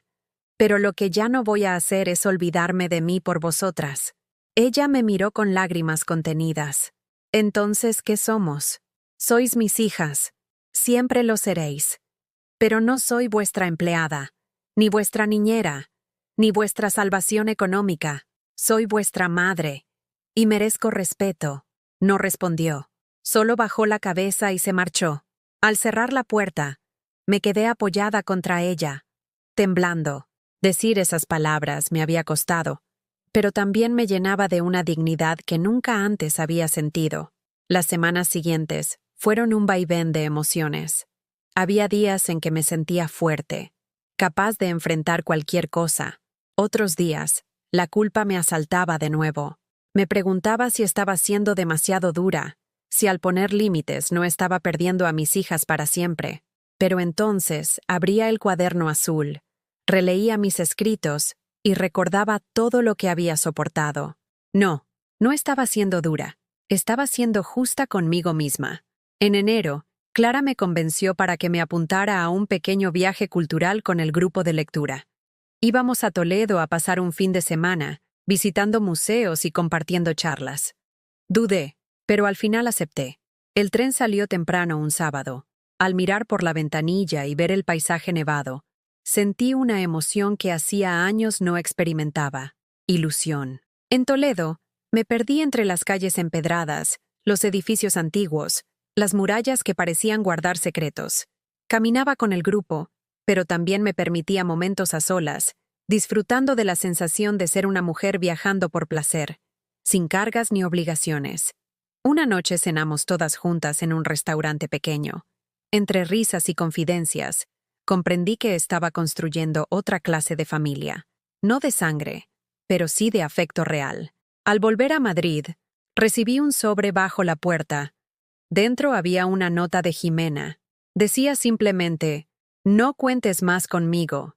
No había firma, no había explicación. Me quedé mirando ese papel durante largo rato. Era una puñalada, pero también una liberación, porque lo cierto es que ya hacía mucho tiempo que ella no estaba conmigo, más allá de lo biológico. Quemé la nota en la vela del salón, vi cómo se convertía en cenizas, y sentí que algo pesado se deshacía dentro de mí. Elena, en cambio, me llamó unos días después. Esta vez no con reproches, sino con una voz más vulnerable. «Mamá, no sé cómo hacerlo. Siempre me apoyé en ti, y ahora no sé cómo sostenerme sola». Su confesión me conmovió. «Tienes que aprender, Elena. Es tu vida, no la mía. Yo estaré aquí si me necesitas como madre, no como muleta». Hubo silencio, pero no de enojo, sino de reflexión. Poco a poco, empecé a notar que mis palabras comenzaban a tener un efecto. No un cambio inmediato, pero sí una grieta en la dinámica de siempre. Y esa grieta me daba esperanza. Una tarde de febrero, mientras escribía en mi cuaderno, pensé en la posibilidad de convertir mis escritos en algo más. Tal vez un libro, o al menos un conjunto de relatos que pudiera dejar como legado, no por vanidad, sino porque sentía que había muchas mujeres como yo, invisibles, cansadas, sometidas. Quizá mi historia podía ser un espejo para ellas. Esa idea me dio fuerzas renovadas. Empecé a escribir con más disciplina, organizando mis recuerdos, mis reflexiones, mis aprendizajes. Era doloroso, pero también sanador. Cada página era un pedazo de mi vida que dejaba de pesar dentro de mí para transformarse en palabras. Mientras tanto, seguía disfrutando de cosas sencillas que antes nunca me permitía. Me compré un abrigo nuevo con parte de mi pensión. Fui sola al cine y lloré viendo una película que hablaba de mujeres que se liberaban. Cociné solo para mí platos que antes reservaba para ocasiones especiales. Descubrí que los pequeños gestos de amor propio eran más poderosos de lo que había imaginado. Y en medio de todo, la voz de Antonio seguía acompañándome, no como una sombra, sino como un faro. Cada vez que dudaba, recordaba su petición: «Prométeme que vivirás para ti». Y me repetía: «Lo estoy haciendo». Al llegar marzo, sentí que algo en mí había cambiado de manera irreversible.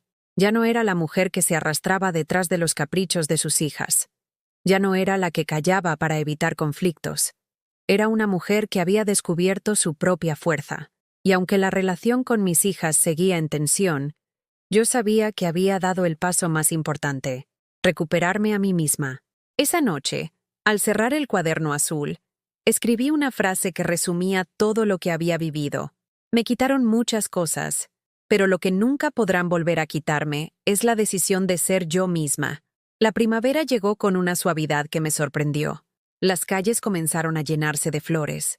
Los parques recuperaron sus colores, y el aire llevaba un aroma fresco que me invitaba a salir más. Yo también florecía por dentro. Me levantaba cada mañana con un propósito distinto, no para cumplir con alguien más, sino para descubrir qué quería yo. Esa pregunta, que nunca antes me había hecho, se convirtió en la brújula de mis días. Un domingo decidí visitar el rastro. Hacía años que no iba, porque siempre estaba ocupada cuidando de los nietos o atendiendo los caprichos de mis hijas. Caminé entre los puestos de antigüedades, telas y libros usados como si fuera una niña explorando un mundo nuevo. En un puesto pequeño encontré una cámara fotográfica antigua. El vendedor me dijo que aún funcionaba. La sostuve en mis manos y sentí una emoción extraña. Nunca había tenido tiempo ni dinero para algo así, pero siempre me había gustado la idea de capturar momentos. La compré. Ese gesto, aparentemente simple, fue como reclamar un pedazo de mí que había estado dormido. Empecé a salir con la cámara colgada al cuello. Fotografiaba flores, edificios, sombras en las paredes, niños jugando en las plazas. Al mirar esas imágenes impresas, comprendí que estaba aprendiendo a observar el mundo con otros ojos. Ya no lo veía solo como una lista interminable de responsabilidades, sino como un lugar lleno de detalles hermosos. Mientras tanto, las llamadas de Elena se hicieron más frecuentes. Su tono había cambiado. Ya no era exigente, sino más inseguro, casi tímido. Una tarde me dijo: «Mamá, creo que nunca entendí cuánto hacías por nosotras. Siempre pensé que era normal, que tenías que hacerlo». Sus palabras me dolieron y me aliviaron al mismo tiempo. No era obligación, Elena. Lo hacía porque os quería, pero querer no significa anularse. Hubo silencio. Sentí que estaba empezando a comprender, aunque fuera despacio. Con Jimena la situación era distinta. Seguía distante, altiva, como si mi decisión de no darle más dinero hubiera sido una traición imperdonable. A veces me llegaban comentarios de vecinos o de familiares lejanos. «Tu hija dice que ya no cuentas con ella, que te volviste egoísta». Yo escuchaba y me mantenía firme. Durante demasiado tiempo me importó lo que los demás pensaran de mí. Ahora entendía que lo único que importaba era la paz que sentía dentro. Una tarde, en el grupo de mujeres, compartí un texto que había escrito. Hablaba de cómo una madre puede dar tanto que acaba desapareciendo en la vida de los demás. Cuando terminé de leerlo, varias se me acercaron con lágrimas en los ojos. Una de ellas me dijo: «Has contado mi historia. Fue en ese momento cuando comprendí que lo que estaba escribiendo no era solo mío, era también de tantas otras mujeres invisibles. Esa idea me impulsó a seguir trabajando con más disciplina en mis relatos. Un día recibí una invitación inesperada. El Centro Cultural del barrio organizaba una exposición de fotografía y escritura, y Clara, que siempre me animaba, propuso que yo participara con algunas de mis fotos y textos. Al principio me dio vergüenza. ¿Quién soy yo para mostrar nada?, pensé, pero luego recordé cómo había empezado a vivir en Lisboa, atreviéndome a dar pasos pequeños que parecían imposibles. Acepté. Preparar ese material fue un desafío. Escogí fotos sencillas, una ventana con flores, un banco vacío en el parque, la sombra de una anciana caminando con un bastón. Acompañé cada imagen con un texto breve de mi cuaderno. Cuando llegó el día de la exposición, me sentía nerviosa, con el corazón acelerado, pero al ver a la gente detenerse frente a mis fotos, leer mis palabras y asentir en silencio, sentí un orgullo inmenso. Era como si por fin me vieran, no como madre ni como abuela, sino como persona. Después del evento, una mujer se me acercó. Me dijo que había llorado leyendo uno de mis textos porque le recordaba a su propia madre. Gracias por poner en palabras lo que muchas callamos, me dijo. Ese agradecimiento fue como un bálsamo. Durante años había dado sin recibir nada. Ahora, con algo tan simple como escribir, recibía un reconocimiento sincero. Esa noche, al llegar a casa, encendí una vela y abrí el cuaderno azul. Escribí: hoy me miraron de verdad. Hoy no fui invisible. Y lloré, pero fueron lágrimas dulces, de alivio. Los días siguientes seguí sintiendo esa fuerza nueva. Ya no caminaba encorvada ni en silencio. Caminaba erguida, con paso firme. Incluso los vecinos lo notaron. Una señora del edificio me dijo: «Te veo distinta, Carmen, más joven». Sonreí. No era juventud, era libertad. Mientras tanto, Lucía insistía en llamarme cada tanto. Me contaba de sus dibujos, de la escuela, de lo mucho que me echaba de menos. Yo la escuchaba con ternura. Ella era mi luz en medio de todo, pero me cuidaba de no dejar que su inocencia se usara como excusa para arrastrarme otra vez a la dinámica de antes. Le prometí que la vería pronto, pero cuando yo lo decidiera, no cuando me lo impusieran. Una tarde recibí la visita inesperada de Roberto, el marido de Jimena. Llegó serio, con un tono entre arrogante y cansado. «Mira, Carmen», me dijo, «sé que has cambiado, pero tienes que entender que Jimena está bajo mucha presión. Los niños, la casa, el trabajo. Siempre contaba contigo». Lo miré fijamente y respondí: «El problema no es que contara conmigo. El problema es que nunca contaron conmigo como persona, solo como recurso». Él no supo qué decir. Se encogió de hombros y se fue. Yo cerré la puerta con calma, sin el temblor que antes me habría provocado un enfrentamiento así.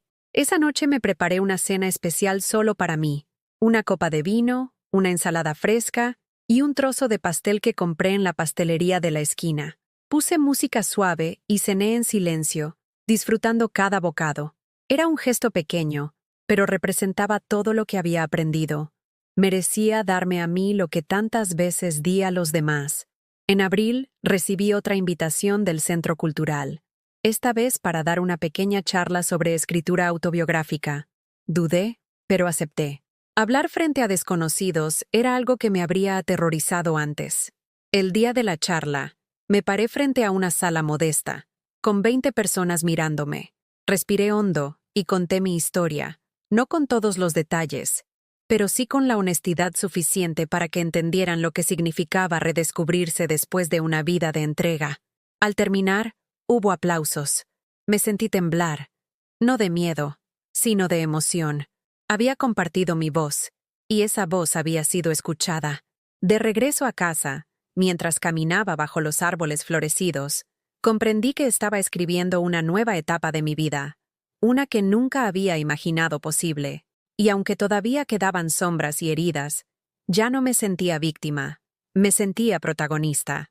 El calor del verano empezó a sentirse en la ciudad, y con él vinieron también cambios dentro de mí que jamás había creído posibles. El sol parecía encender algo en mis venas.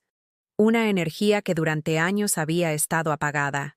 Ya no me quedaba en casa esperando llamadas o visitas. Me levantaba, me vestía ligera y salía a recorrer Madrid como si fuera una turista en mi propia ciudad. Caminaba por el Retiro, por la Gran Vía, por las calles estrechas de Lavapiés, y en cada rincón encontraba un reflejo de mí misma que había estado escondido. En uno de esos paseos, me detuve frente a una tienda de arte. En el escaparate había pinceles, óleos y lienzos de distintos tamaños. Recordé que de niña me encantaba dibujar, pero lo había abandonado al crecer. Siempre había algo más importante: trabajar, criar, pagar facturas. Esa tarde entré sin pensarlo demasiado y compré un set básico de acuarelas y un cuaderno de dibujo. Al llegar a casa, me senté frente a la mesa y dejé que los colores fluyeran. No eran obras perfectas, pero cada trazo me devolvía una parte de mi niña interior. Me sorprendió sentir alegría en algo tan sencillo. Pasaba las mañanas pintando y las tardes escribiendo. A veces combinaba ambos. Ilustraba frases de mi cuaderno azul con pequeños dibujos de flores, de pájaros, de paisajes. Era como si estuviera bordando una nueva versión de mí, una que por fin podía jugar sin miedo a ser juzgada. Con el paso de los días, empecé a notar también cómo mis hijas se movían a mi alrededor. No estaban acostumbradas a este nuevo silencio, a esta madre que ya no respondía de inmediato. Jimena seguía distante, casi desaparecida, como si mi negativa a seguir financiando sus caprichos hubiera roto algo irremediable. Elena, en cambio, empezó a mostrarse más cercana. Un día me llamó y me dijo: «Mamá, he estado pensando en lo que me dijiste. Tienes razón. Siempre esperé que estuvieras ahí para todo. Y nunca me pregunté qué necesitabas tú». Me quedé callada, sorprendida. «No sé cómo arreglarlo», continuó, «pero quiero intentarlo». Esa conversación fue como una grieta en un muro que creí indestructible. No significaba que todo estaba solucionado, pero sí que algo se movía. Por primera vez, sentí que una de mis hijas me veía como persona. Al mismo tiempo, yo seguía construyendo mi propio mundo. En el curso de escritura, empecé a compartir relatos más largos, y la profesora me animó a pensar en reunirlos en un libro. Al principio me pareció un sueño ridículo, pero luego pensé: ¿por qué no? Había pasado la vida entera creyendo que mis sueños no importaban. Tal vez era hora de darles espacio. El grupo de mujeres se convirtió en un pilar. Organizamos una pequeña feria en el barrio para mostrar lo que cada una hacía. Unas cocinaban, otras bordaban, otras leían poemas. Yo expuse algunas de mis fotos y textos. Ver a la gente detenerse, leer mis palabras y emocionarse fue un regalo inmenso. Una señora me abrazó y me dijo: «Me has dado fuerzas para dejar de callar». Esa frase me acompañó días enteros. En medio de todo esto, llegó un momento inesperado. La primera vez que salí a cenar con un hombre después de muchos años. Lo conocí en una librería. Se llamaba Manuel. Era viudo también, y compartimos una conversación espontánea sobre un libro de poesía. Me invitó a tomar un café, y aunque al principio dudé, acepté. No buscaba nada romántico, pero me descubrí disfrutando de su compañía. Hablamos de viajes, de pérdidas, de la vida después de los hijos. Fue extraño sentirme escuchada sin exigencias, sin juicios. Esa noche, al regresar a casa, me miré al espejo y me vi distinta. Una mujer viva, capaz de interesar a alguien no por lo que da, sino por lo que es. No volví a verlo muchas veces, pero eso no importaba. No se trataba de él, sino de lo que despertó en mí, la certeza de que todavía tenía derecho a ser vista, deseada, respetada. Mientras tanto, Jimena reapareció un día en la puerta de mi casa. Su rostro mostraba cansancio y orgullo a la vez. Entró sin saludar demasiado y se sentó en el sofá. «Mamá, no entiendo en qué te has convertido», dijo cruzando los brazos. «Antes eras nuestra base. Ahora parece que solo piensas en ti». La miré con calma. Tal vez por fin estoy pensando en mí. Y eso no me hace menos madre. Ella bufó, levantó la voz, me acusó de abandonarla. Pero esta vez no me derrumbé. Escuché sus reproches en silencio, y cuando terminó, le respondí con firmeza: «Te di todo durante años, Jimena. mi tiempo, mi dinero, mi salud, y nunca fue suficiente. Ahora estoy aprendiendo a darme a mí lo que siempre me negué.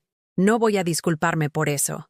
Se levantó indignada y se marchó, cerrando la puerta de un portazo. Me quedé en el salón, temblando un poco, pero no de miedo.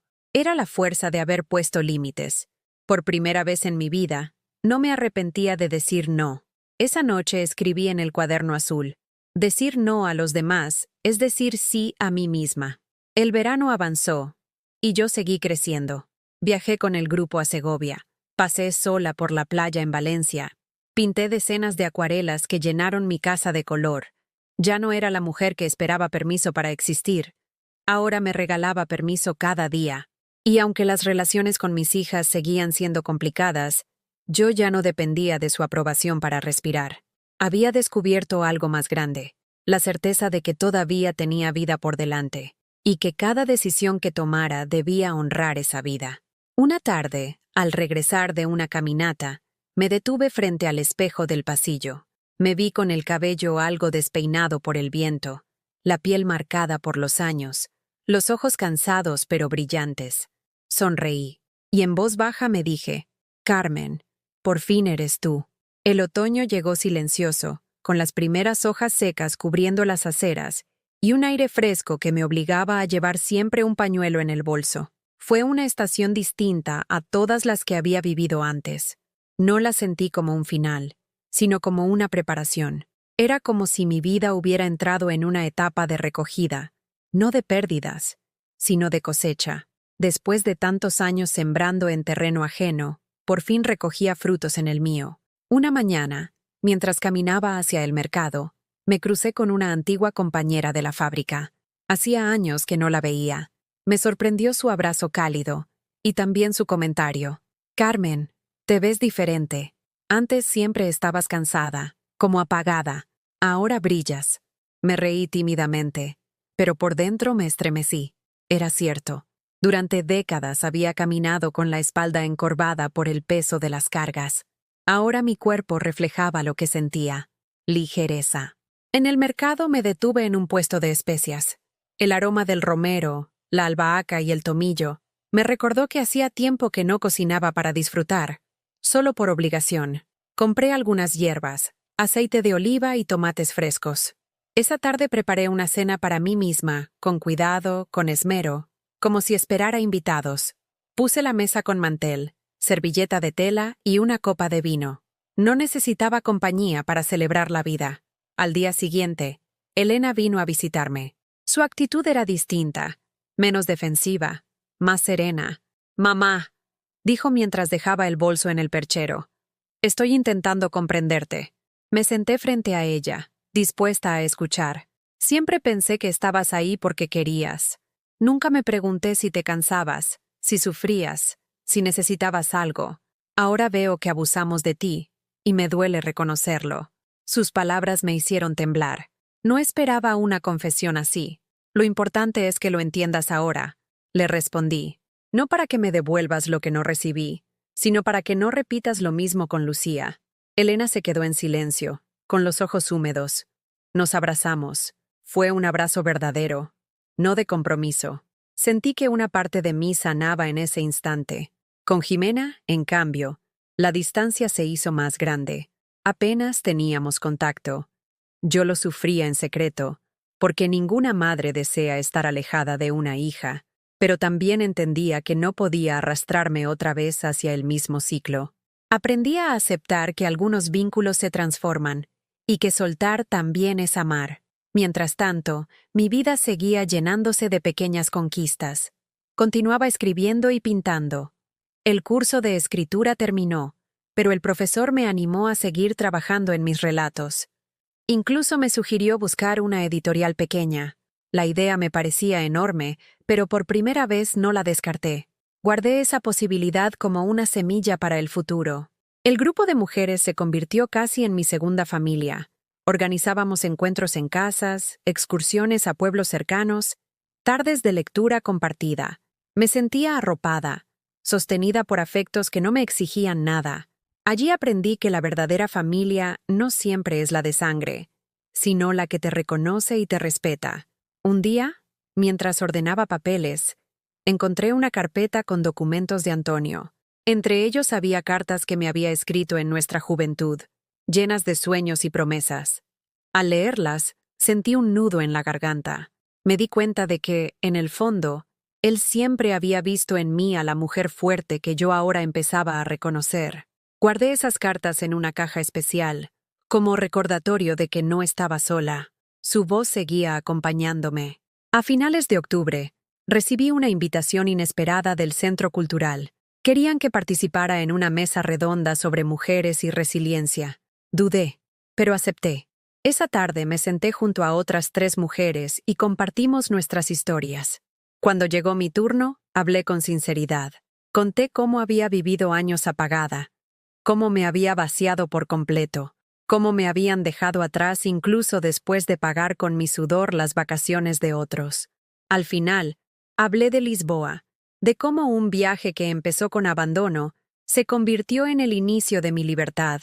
El público guardó silencio y después aplaudió con fuerza. Una mujer se acercó llorando y me dijo: «Eres la voz que necesitaba escuchar». Me estremecí. Yo, Carmen, la invisible, me había convertido en alguien capaz de inspirar. Esa noche, al escribir en el cuaderno azul, sentí que estaba cerrando un ciclo. Puse: «Lo que me rompió fue también lo que me reconstruyó. Soy las cicatrices y también la piel nueva que crece sobre ellas». A principios de noviembre, recibí un mensaje breve de Jimena. Decía: «Mamá, necesito tiempo». Lo leí varias veces. No era una reconciliación, pero tampoco era un rechazo definitivo. Lo guardé sin responder, entendiendo que cada una tenía su propio proceso. Los días se acortaban y las noches se alargaban, pero yo ya no temía a la oscuridad.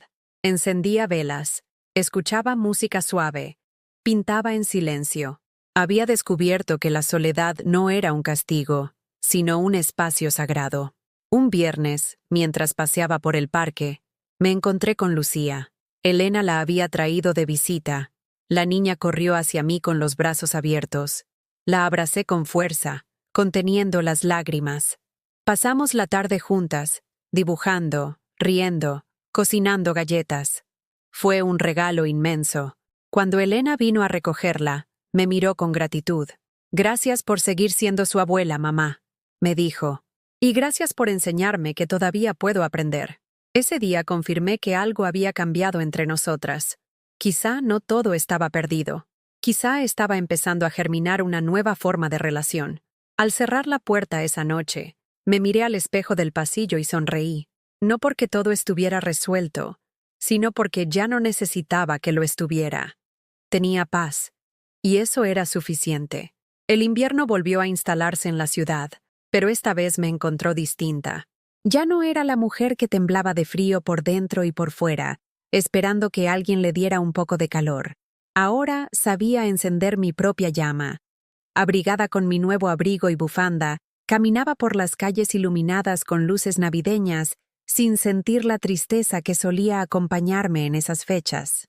Por primera vez en años, la soledad no era un vacío, era un espacio que podía llenar a mi manera. Una tarde de diciembre, mientras caminaba por la Plaza Mayor, escuché a un grupo de villancicos cantar.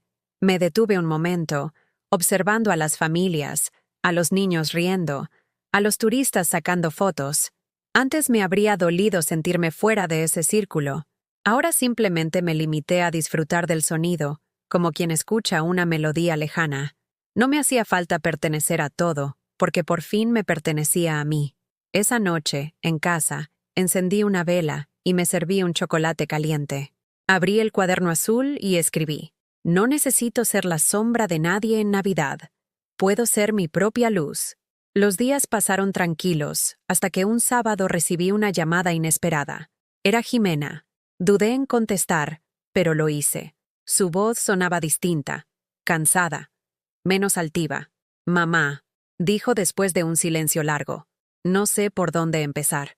Me quedé callada, esperando.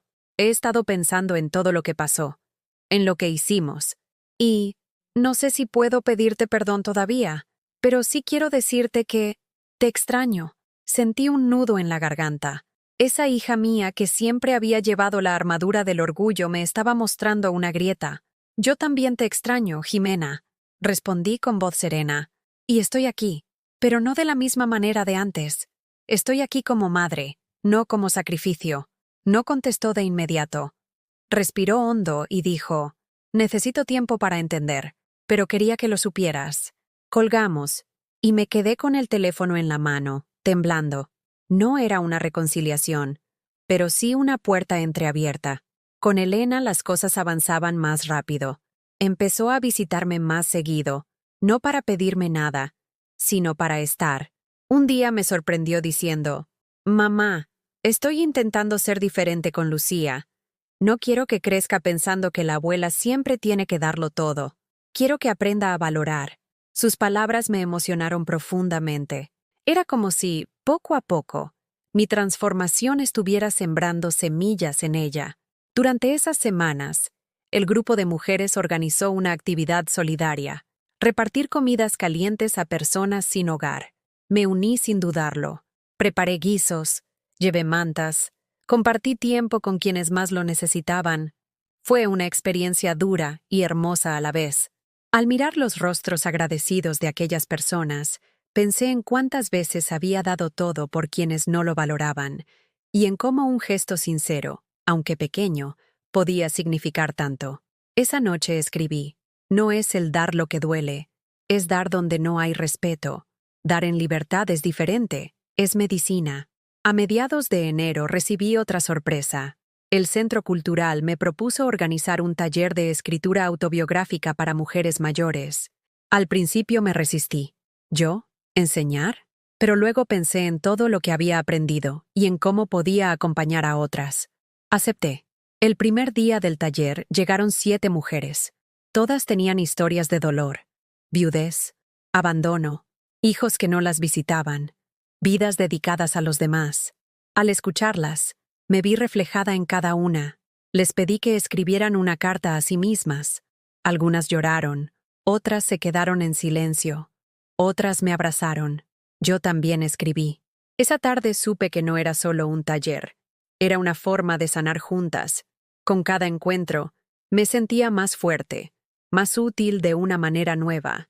Ya no era la utilidad que me desgastaba, sino la que me nutría. Ya no se trataba de servir a ciegas, sino de compartir desde un lugar sano. Una noche, mientras volvía del centro cultural, miré las luces de la ciudad y recordé el día en el aeropuerto, cuando me quedé sola con mi maleta gris. Aquella humillación, que me había hecho sentir la mujer más pequeña del mundo, ahora era el inicio de todo. Comprendí que a veces el dolor más grande es el empujón que nos obliga a despertar. Llegó febrero, y con él, un momento inesperado. Elena me invitó a cenar en su casa. Acepté con cierta desconfianza, pero fui. Al llegar, me recibió Lucía corriendo a mis brazos. La cena fue sencilla, pero cargada de algo nuevo. Respeto. Elena no me pidió nada, no me hizo comentarios hirientes. Solo compartimos comida y conversación. En un momento, me tomó la mano y me dijo, «Mamá, gracias por no rendirte contigo misma». Sentí que las lágrimas me corrían por las mejillas. Era la primera vez que una de mis hijas reconocía mi esfuerzo, no como madre, sino como mujer. Al volver a casa, me miré en el espejo y vi una expresión distinta en mi rostro. No era solo alivio, era orgullo. Orgullo de haberme sostenido cuando lo más fácil habría sido volver atrás. Abrí el cuaderno azul y escribí, «La vida me arrancó de un lugar donde me apagaba y me obligó a nacer de nuevo. Y en este renacer, he aprendido que el amor verdadero empieza conmigo». La primavera volvió a florecer en Madrid, y con ella sentí que algo en mí se abría definitivamente. Ya no era la misma mujer que un día se quedó abandonada en un aeropuerto con el corazón roto. Había pasado por meses de silencio, de culpa, de lágrimas escondidas en las noches. Había caminado por Lisboa sola. Había escrito páginas enteras en un cuaderno azul. Había dicho no, con un temblor en la voz hasta que ese temblor se convirtió en firmeza. Y ahora, al mirar mi reflejo en el espejo, veía a una mujer entera. Una mañana recibí una carta inesperada. No era de Elena ni de Lucía, era de Jimena.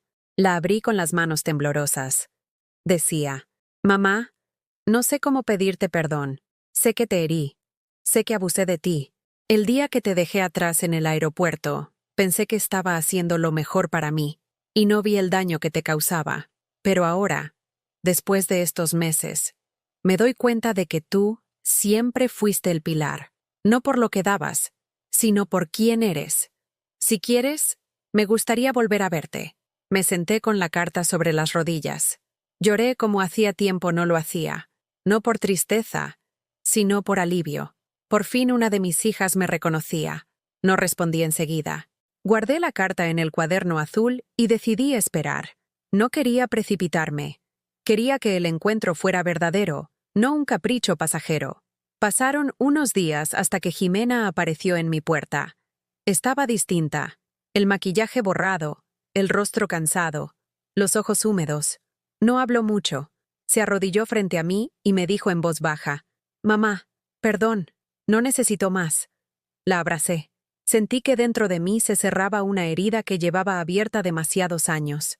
No era un perdón mágico que borrara todo, pero sí un inicio. Y por primera vez, el inicio lo daba ella. En ese momento comprendí algo profundo. No se trataba de que mis hijas cambiaran para yo ser feliz. Se trataba de que yo había cambiado, y eso estaba obligando a todo a moverse. Yo había dejado de ser la que paga para convertirme en la mujer que se respeta, y esa transformación había abierto la puerta a que los demás me vieran distinta. Con Elena las cosas también habían seguido mejorando. Cada vez que me visitaba, me trataba con más consideración. Incluso empezó a traerme flores pequeñas, solo porque sí. Un gesto mínimo, pero que para mí era enorme. Lucía seguía siendo mi luz. Pasábamos tardes enteras dibujando y leyendo, y en sus ojos podía ver que la cadena de indiferencia y abuso se rompía con ella. Ella crecería sabiendo que una mujer merece respeto, porque lo estaba viendo en mí. Los meses pasaron, y una tarde recibí otra invitación del Centro Cultural. Esta vez no era para un taller, sino para presentar mi propio libro. Con la ayuda del profesor y de las mujeres del grupo, había reunido mis relatos, mis fotos, mis reflexiones en un volumen titulado El cuaderno azul. Nunca pensé que esas páginas escritas entre lágrimas y silencios llegarían a convertirse en algo público. Pero allí estaba, mi voz convertida en libro. La noche de la presentación, la sala estaba llena. Vecinos, amigas, incluso algunas personas que no conocía. En la primera fila estaban Elena, Lucía y, para mi sorpresa, también Jimena. Sus ojos se encontraron con los míos, y por primera vez en mucho tiempo no vi desprecio, sino respeto. Subí al estrado con el cuaderno azul en la mano. Conté mi historia. No omití el dolor, no oculté la humillación, no disfracé la soledad. Pero hablé también de la libertad encontrada, de los viajes, de las mujeres que me sostuvieron, del poder de decir «basta». La gente escuchaba en silencio. Al final, hubo un aplauso largo, cálido, sincero. En ese aplauso entendí que había cerrado el círculo, que todo aquel sufrimiento, todas las lágrimas derramadas, habían tenido un sentido, llevarme hasta ese momento en el que ya no era invisible. Al terminar, me acerqué a mis hijas. Elena me abrazó fuerte. Jimena, con lágrimas en los ojos, me tomó la mano. No dijimos mucho, pero no hacía falta. A veces el silencio sincero dice más que las palabras. Esa noche, al llegar a casa, encendí una vela y abrí el cuaderno azul una última vez. Escribí: «Me arrojaron a la sombra, creyendo que allí me quedaría, pero la sombra fue el lugar donde descubrí mi luz. Hoy soy libre. Hoy soy yo». Cerré el cuaderno y lo guardé en el estante más alto, no para olvidarlo, sino para recordarme siempre de dónde vengo y hacia dónde nunca quiero volver. La lección de todo mi camino es clara. Nadie puede darte dignidad si tú misma no decides reconocerla. Nadie puede arrancarte lo que eres, a menos que tú lo entregues. La verdadera vida empieza cuando dejas de mendigar amor donde no lo hay y te conviertes en tu propio refugio. ¿Y tú? ¿Alguna vez te has sentido invisible en tu propia familia ¿O conoces a alguien que pasó por algo parecido? Cuéntamelo en los comentarios, quiero leerte. Y si esta historia te tocó el corazón, deja tu like y suscríbete al canal. Así este mensaje llegará a alguien que también lo necesita.